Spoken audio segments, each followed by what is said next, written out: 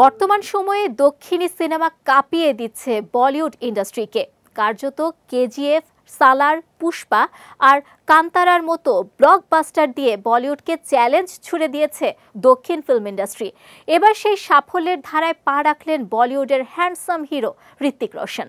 ২৮ মে হোমপ্লে films official x হ্যান্ডেলে ঘোষণা করেছে তাদের পরবর্তী প্রজেক্টে যুক্ত হচ্ছেন ঋত্বিক।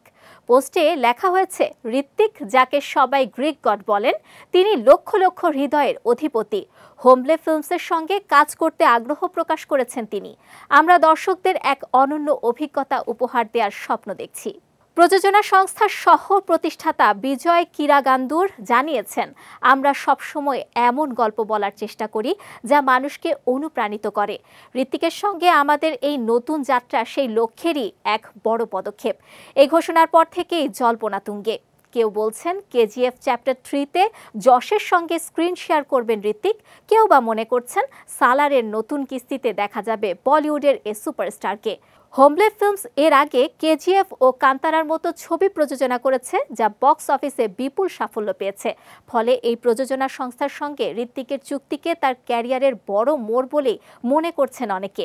ঋত্বিককে আগামীতে দেখা যাবে ওয়ার 2 ছবিতে, যা বিশ্বব্যাপী মুক্তি পাবে 14 আগস্ট। এ ছবিতে রয়েছেন কিয়ারা আদভানি ও জুনিয়র এনটিআর।